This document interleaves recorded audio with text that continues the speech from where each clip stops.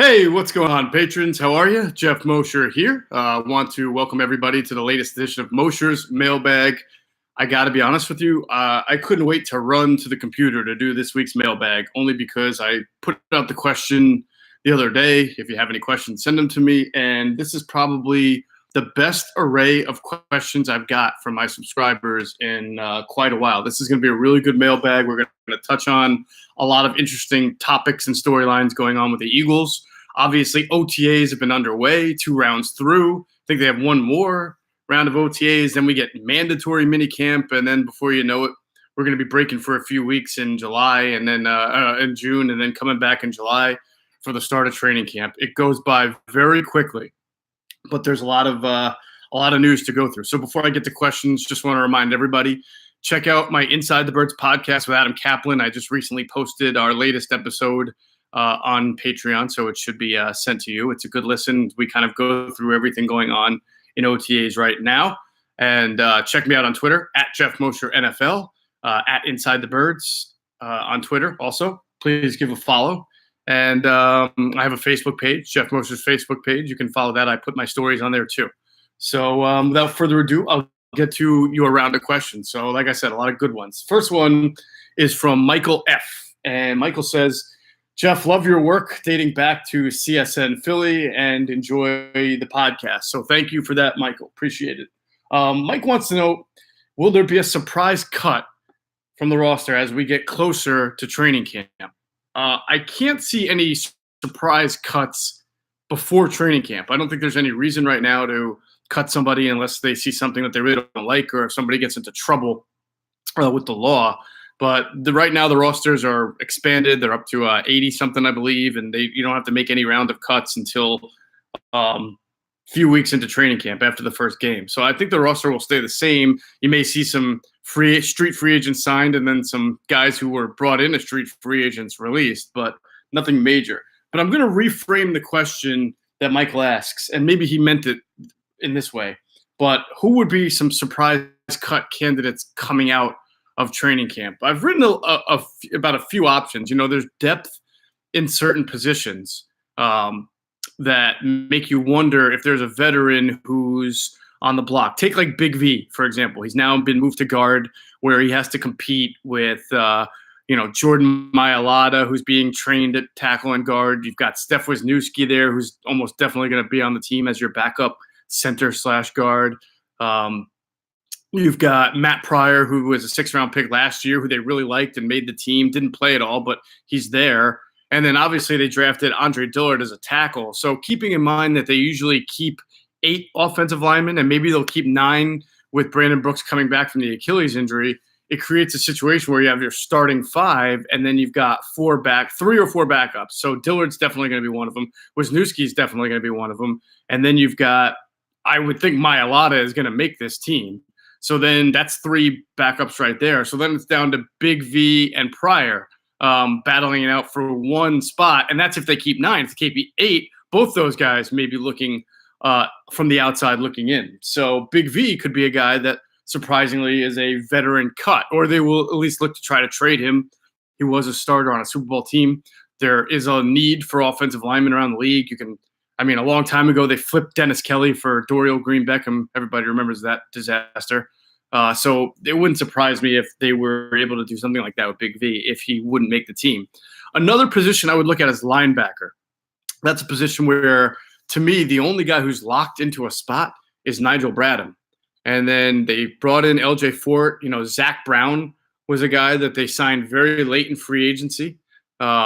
You've got Nate Gary. You've got Camus Grugier-Hill, and 2 really good rookie free agents that they really like. TJ Edwards from Wisconsin, and I'm drawing a blank on the kid that from Stanford, Italian last name, like Scalfari.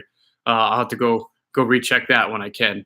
But the bottom line is they have a lot of depth there at linebacker, and maybe not a lot of proven guys, but they have options. And so let's say Nigel Bradham's making the team. Let's say LJ Fort is going to make the team. Oh, Paul Warlow is another guy that they have from University of Delaware, starting experience. So they've got about 6 or 7 guys at linebacker, and not all of them are going to make the team. In fact, they're probably going to keep 5 or 6, right? So is there a possibility that a guy like Zach Brown, who they just brought in and gave $3 million to basically play on rundowns and first down, is it a possibility that they love Joey Alferi from Stanford or TJ Edwards from Wisconsin so much as specific rundown linebackers or whatever that all of a sudden Zach Brown is a guy they see as fungible, or that they don't have to pay $3 million because he's not going to play as much as they anticipated? So that's a situation where a guy could get cut. And I will say, even at running back, it's very unlikely. But if 4 running backs make the team, 4 or 5, and let's just say hypothetically, Miles Sanders and Corey Clement look so good in this camp that you have 2 guys who, without a doubt, can be 3-down linebackers. They can run, they can catch, they can blitz pick up, they can do everything that you want a running back in a West Coast offense to do. Then all of a sudden, you're like, all right, well, these guys can handle a lot of the load. Do we really need – I know we traded for Jordan Howard, but he's basically a run-down running back. We also have Josh Adams, who's a run-down running back, a very downhill runner who's not going to catch the ball. We're paying him a lot less money on a rookie deal. Maybe we then either cut Jordan Howard or try to trade him to someone who needs a running back. It's extraordinarily unlikely, but I'm giving you scenarios that probably go through the minds of the front office and the coaching staff. I don't think running back is a position where you're going to see that, but the possibility is always there. So we'll see. And then, of course, cornerback, I've talked about that. I personally think that Ronald Darby is going to start at one spot, and then the other spot is going to be a competition between Jalen Mills, the incumbent, and Sidney Jones, the young kid who was drafted high and has a lot to prove. And if Sidney Jones can win that, what do you do with Jalen Mills? You're going to put him as backup? He's not going to be your slot corner. I think Avonte Maddox is going to be. And you're going to have a Super Bowl starter as a backup on your team? No, you might look to pawn him off and in a trade and see what you can get for him. I mean, Rasul Douglas is also there, and he gives you adequate depth at the position also. So you'll have a lot of different – I think deep into training camp, we're going to be talking about veterans a lot and which ones – really stand to make the team, which ones are on the bubble and maybe getting forced out by some younger guys. Good question, Michael. Next question comes from Ethan S., and he asks, is the door open for a Chris Long return if some of the young defensive ends don't shine? I think the answer to that is yes. A lot of it depends on Chris Long himself and whether he wants to come back. I certainly think Chris some people make a decision. I'm retiring, that's it, and they don't want to look back. Some people make that decision and say, I'm retiring, but I'll come back under the right situation. Sorry, I really needed that coffee. I think in Chris Long's case, the desire to still play was there, because if the role for him from last year or the year before was on this team, I think he'd be here in camp. So I do see the desire there to play a certain role, but that role has to be created. So he's going to watch from afar, and we'll see here in training camp. Now, the problem is, if Joel Osman doesn't play well and doesn't perform well to make the team, no big deal. You can cut him, re-sign him to your practice squad. If Sharif Miller does not look good in the preseason, you can't cut him. He's a 4th-round pick. I mean, you can, but then you run the risk of losing him. Pass rusher is a premier position. It's not like running back. When Donnell Pumphrey couldn't hack it, they knew they could cut him and probably re-sign him to the practice squad 2 years ago. They did, because everybody's got running backs. Nobody needs to go out there and get a Donnell Pumphrey. Pass rushers is a different story. You may have good defensive ends like Brandon Graham and Derek Barnett, and maybe Josh Sweat has a great camp, and maybe you really like Joel Osman or something else, and you say, Sharif Miller's not cutting it. You can't just cut him and expect to re-sign him to the practice squad. Somebody's going to jump on that. And by the way, Vinny Curry's on the team too. So I think for Chris Long, his only situation to be able to come back is if somebody gets hurt and they're not occupying a roster spot because they're on injured reserve, whether it's, Josh Sweat or Sharif Miller or anything like that. And that creates an opportunity, maybe even Vinny Curry. So he's going to have to watch from afar. I think the chances are slim right now. The Eagles, they may not have the depth that you're used to in name. When you had Michael Bennett and Chris Long and Derek Barnett last year and Brandon Graham, but they have bodies that they expect contribution from. They have Brandon Graham. They have Derek Barnett. They have Vinny Curry. And now they have a mix of guys, whether it's Sharif Miller, Josh Sweat, or Joel Osman, to sit there and compete for 1 or 2 spots. So a lot has to happen between now and then to create that opening, that playing time for Chris to come back. But if it happens, if there's cuts, if, a guy like Josh Sweat doesn't make the team because he can't stay healthy again, and Osman can't make the team because he's just not good enough, Then all of a sudden you look and say, well, maybe there's an opportunity for Chris Long. But we won't know that until way, way, way into training camp, I would think. All right, next question comes from Michael R., and he asks, is Isaac Seumalo the backup center of the future? It's an interesting question, right? Because teams always have plans and they have a bigger picture. I'm sure at this time last year, Jordan Mailata looked like a guy who was going to be a left tackle or right tackle of the future once JP moved on. But all of a sudden you have the opportunity to get Andre Dillard in the first round, and now Jordan Mailata's role is a little bit in limbo. So as we sit here today, yes, Isaac Seumalo is the center of the future. When he was drafted out of Oregon State 3 years ago, most scouts told me that he projected best at the center position. And so the idea was to start him off at guard. And when Jason Kelce moved on, they felt that Isaac Seumalo had the athleticism, the toughness, the intelligence to be able to play center and move into that spot. And I'm sure right now that's what they still think.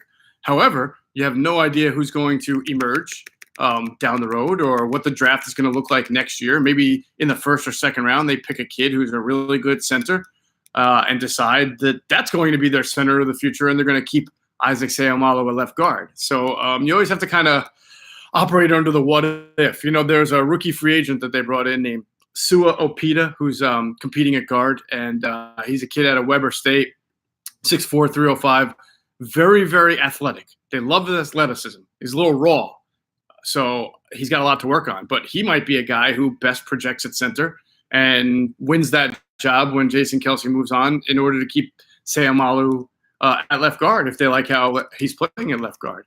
The kid from Penn State, who they brought in, not Sharif Miller. Wow, they have a couple Penn State. My God, Ryan Bates. He's a tackle, so he's probably not going to make the team. Maybe he makes it on the practice squad. I don't think he's going to be a guard, but potentially he does, and then that does move somebody to center. So there's a lot. What I'm saying is there's a lot of different options. So right now, if Jason Kelce were to get hurt, Steph Wisniewski would go in there and play center because right now Isaac Seumalo is your starting left guard. Next year, Jason Kelce decides to retire or he gets hurt, hangs it up, whatever, and they need a center. They can easily move Seumalo to center and then play somebody else at left guard. Or they have the option, if they like somebody else at center, to do that. But that is a position where you like to play someone with experience, so it wouldn't surprise me if Seumalo did at least move there for a year or two before they came up with a different replacement. So good question on that, though. Oh, I'm sorry. Michael also asks, should we expect more 2 tight end sets for Dallas Goedert to get on the field this year? And who would that cut snaps for? So I talk about this a lot in a variety of ways.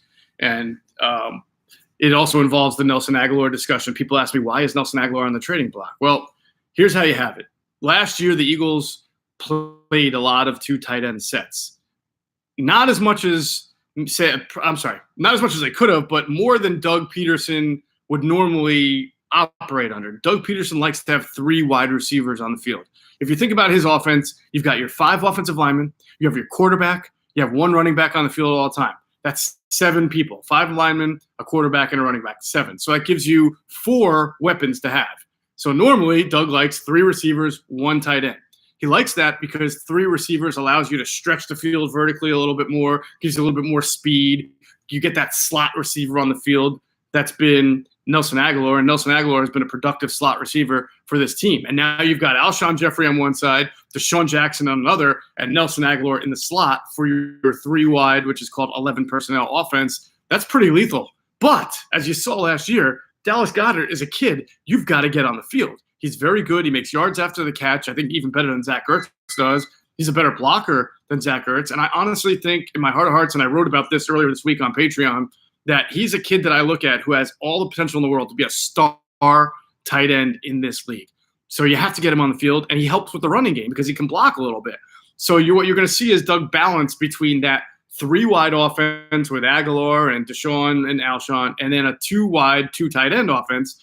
And that's the question. So what becomes of when you have Zach Ertz and Dallas Goedert on the field, what do you do with your 2 wide receivers? Well, if you're between the 20s, you're probably going to have Alshon and Deshaun Jackson on the field and then take Nelson off. This is a big part of the discussion of why Nelson might be tradable. $9.5 million to all of a sudden be playing, in and out and rotating is a lot. But if you're in the red zone, I would think you're taking Deshaun Jackson off the field, maybe putting – and both Nelson Aguilar, maybe putting the kid J.J. Arcega-Whiteside, who's already making contested catches in OTAs and is known for making jump ball catches, fades. You put him on one side, you put Alshon Jeffrey on the other, and you have your two tight ends, Ertz and Dallas Goedert in the middle. So, again, this is a situation where the Eagles have done an excellent job acquiring. They didn't go out and say, I need a linebacker, I need a center. They went out and just said, get me good players in the draft, and that's what they did. They came out with a running back and a wide receiver in the second round, and now you have a plethora of different options at receiver and tight end to play with. So I think Doug's in a great position. But for the long term, I do think more two tight end sets is going to take Nelson Aguilar off the field or Deshaun Jackson in the red zone. Both of those guys are going to be impacted. But when you ask about the future of Nelson Aguilar, now you understand why if Doug wants to be a more two tight end offense to get Ertz and Goddard on the field, then that's got to come at the expense of someone, and it's probably going to be Nelson. So you can see why Nelson didn't get a contract extension in the offseason. And even now, as we talk about it, if they like this Whiteside kid and they think he can play the slot and he's cheap on a rookie deal, maybe Nelson is a guy that gets dealt during training camp. We'll just have to see. But, again, a lot of optionality there. Next question comes from Mike G. And he asks, it's funny, the two guys, it's the same questions, right? Basically with Chris Long, same thing about Darren Sproles. Is Darren Sproles a guy who could possibly return? And he asked if I think it would be a good idea. It's another thing I wrote about on Patreon earlier this week. I do think Sproles is a guy who still wants to play, has to be the right situation, a winning situation. And I think the Eagles right now don't have the type of running back skill set that they would have in Darren Sproles with their current crew. Jordan Howard, downhill runner. Josh Adams, downhill runner. Miles Sanders, very athletic, but not a history in college of being able to line up in the slot, run wheel routes, Texas routes, all sorts of different routes that Darren Sproles would catch. I mean, he's more of a dump pass and a screen type catcher, and he only caught 32 balls in college, all 3 or 4 years there. So he doesn't have a real track record of catching the ball. We saw Corey Clement do it very well as a rookie, still more of a screen wheel route than everything that Darren Sproles does, but he's obviously trying to come back from the knee injury. And to me, I look at the running back group and I say, I think right now Jordan Howard, Corey Clement, and Miles Sanders are probably your leading candidates to make the team, and that's 3 spots right there. I think you're probably going to keep 4, maybe 5, but probably 4. So let's see the options you have for this 4th spot. Wendell Smallwood, Josh Adams, Donnell Pumphrey, and Boston Scott right now, right? You can live without any of them. Wendell Smallwood did a good job last year, but he's not really meant to do everything in this offense that like a Miles Sanders they hope can do. Run, catch, everything. He's an okay blocker. It got a little better, but not great. And plus he's on the last year of his rookie deal. Probably not going to be an extension. No reason to be invested in him if you have something better. So Smallwood doesn't have to make the team. Josh Adams, downhill runner, big, strong guy, but you've already got Jordan Howard, and Josh Adams can't catch the ball, and that's always going to be a negative. He's just not the type of 3-down running back you envision. Doesn't mean he can't have a role, but he doesn't have to make the team. So you could literally say, all right, I've got Jordan Howard, Wendell Smallwood, Corey Clement. I'm going to go ahead and move on from Wendell Smallwood, Josh Adams, Boston Scott, whatever, and bring Darren Sproles back right before the season starts as my 4th running back and have that dimension, that 3rd down back dimension that was so valuable for them at the end of the year. When he came back from that hamstring injury, think about how valuable he was on just limited touches. They had that huge touchdown against the Texans, right, which was a swing pass that turned into a 37-yard touchdown catch. He had a touchdown against the Cowboys in the game that they lost, but it was an important touchdown at the time. They were both receiving touchdowns, and he does little things very, very well. So I do believe there's an opportunity for him to come back. But much like with the Chris Long situation, you just have to see what they've got out of Miles Sanders and Corey Clement and go through camp, the rest of the OTAs and training camp, and see if it really does make sense for Darren to come back. But I like the idea, and I do think that they need his kind of skill set because we just don't know right now if Miles and Corey have that in them. Next question is from Frank G. Now, Frank knows this. Frank sent me like an encyclopedia's worth of questions, and that's why I love Frank. He always asks great questions. So what I'm going to do is, because I'm already up to 20 minutes here, I'm going to bank some of Frank's questions for a future mailbag and just kind of take the first 2, because the first 2 he asked are really interesting. it's an NFL related question. He asked, why is the players union telling its players to save up their money and brace for work stoppage, but then at the same time you're hearing that talks between the union and the commission, the owners, are going well. And there's a lot of layers to that onion. I would say this: I think no matter what you hear about talks going well right now, nobody's really hammering at the issues right now. I think 2021 is the year that this thing kicks in. So the new CBA has to kick in. You have an uncapped year you're going to have to deal with and everything like that. So we're far from everybody really getting to the heart of the issues. And anything can happen between now and then that raises up new issues. So I think I would say the union leader, Demore Smith, is being smart, saying, hey, look, we're getting closer to that. It's 2019. This thing is only 2 years away. We don't know what's going to happen. And they do this every time there's you coming up on a contract. So it's not new. The union leader, he feels like it's his job to tell players to just brace for any it's doing your diligence. You brace for any and all circumstances. And in case there's a work stoppage or a lengthy dispute, the union leader wants to be able to say, hey, I warned everybody, save your money, save your money. Now, are people going to do it? No. And that's what always kind of breaks the solidarity of the union, is that guys start missing time and missing paychecks, and they get a little antsy and causes friction inside the players. But Demore Smith has a job to do, and that is to tell players this could happen. So make sure you are insuring yourself against not being able to work at a certain time. That doesn't mean talks are going poorly. It just means he's doing his job. And we'll say it. Anything about harmonious talks now is, to me, moot until they're actually sitting at the table talking about the issues. And I don't know what all the issues are going to be. Some people say the franchise tag has to go. Others say it only impacts a small percentage of NFL players. The player code of conduct, our owners held to the same standard. All those type of things are going to have to be worked out, and we'll see. Listen, I'll tell you this. It's not going to be smooth sailing. There's always acrimony when it comes to these things. Always has been. There always will be. It's not just the NFL. It's not just sports. It's pretty much anybody who's ever had to work under a contract with an employer and kind of come to a mutual agreement on what you're worth. Everybody always has a different opinion. So it's hard to say this thing is going to go on swimmingly. Be prepared for some drama. But in the end, there'll probably be football. Last question from Frank was about Gerald McCoy, who's made visits with the Browns and the Ravens. Would he make sense for the Eagles on a 1-year deal, $7 or $8 million?